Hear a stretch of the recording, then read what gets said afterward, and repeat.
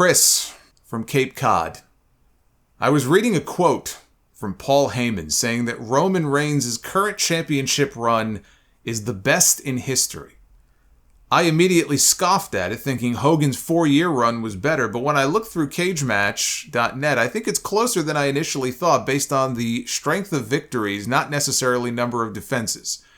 Roman, in his 3 years, has beaten current and future Hall of Famers Daniel Bryan, Brock Lesnar, Kevin Owens, Sami Zayn, Cody Rhodes, Drew McIntyre, Rey Mysterio, Goldberg, John Cena, and Edge. A very impressive lineup. Hogan, during his 4 years, defeated, no doubt, legends like Andre the Giant, Randy Savage, Harley Race, and Terry Funk, but then it gets murky. The WWE Hall of Fame is so subjective, so Hogan's beaten questionable Hall of Famers like Paul Orndorff, Greg Valentine, Big John Studd, Iron Sheik, Tatsumi Fujinami, and Jesse Ventura. Plus, I couldn't find any match where Hogan pinned Roddy Piper. With that background, whose run was better, Hogan in the 80s or Roman's current? Well, if you want to kayfabe it and talk about how many big names this guy beat and that guy beat, I look at it like this. How many of those Roman Reigns wins came with outside interference by the bloodline? You want to keep it kayfabe? Let's keep it kayfabe. How many of those matches that Roman Reigns won against all those Hall of Famers you just mentioned, how many of them came clean? And how many of them came with interference by the bloodline? Most of them, I would say. Not all of them, but most of them. That wasn't the case with Hogan. He pretty much beat all of those legends clean as a whistle, right in the middle of the ring. But you say you're talking about it in terms of the quality of the names involved and all the future Hall of Famers or current Hall of Famers. And you're not talking so much about the number of defenses. I don't think you can ignore that. You can't ignore the frequency of their title defenses. Hogan worked so many more matches than Roman did because the schedule back then was just inhumane. Roman rarely defends the title. Hogan was on the road all the time, sometimes 400 days a year if you ask him. WWE is going to tell us, and we'll see, tomorrow night on Raw, they may say this. They may say this on TV this week. WWE will tell us that Roman Reigns made history again this week by passing Pedro Morales, which he did.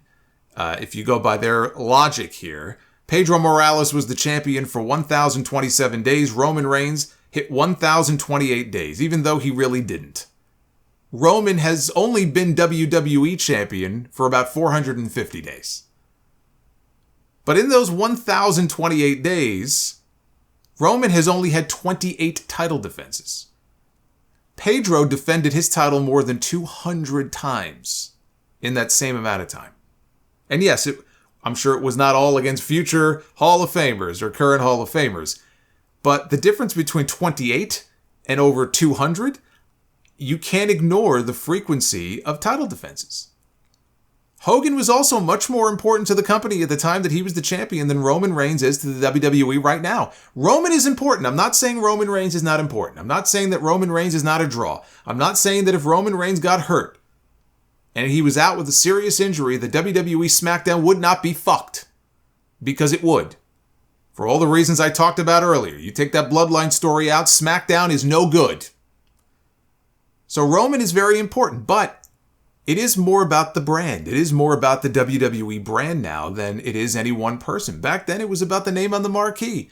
If Hogan was on the card, if that was a Hogan show, whatever town you were in, chances are you were going to do good business. And that A show was going to do better than the B or the C show. Because they could have 3 or 4 different shows in different places running on the same night. That's how insane the schedule was back then. That's how many shows they were running. And ticket sales were way more important back then because that's how you made your money. How many tickets did you sell? What was the gate? It wasn't about television rights money. You didn't have a $1 billion streaming deal with Peacock. Right? That shit it was a different world back then. That's how you made your money. Now it's more about the brand. Hogan was the guy in the business back then, even more than Ric Flair. Flair will be the first person to admit that. Flair might have been the better wrestler, but Hogan was the bigger star. Hogan was the bigger box office attraction. Hogan's health meant more to Vince McMahon at that time than Roman's health does now to Vince McMahon. And that means something. You can't just sweep that under the rug. So Hogan's 4-year run as champion, which really helped put that company nationally on the map, is more impressive. But Roman's not done yet. Maybe I'll give you a different answer if you ask me when Roman finally loses. I don't think my answer is going to change, though.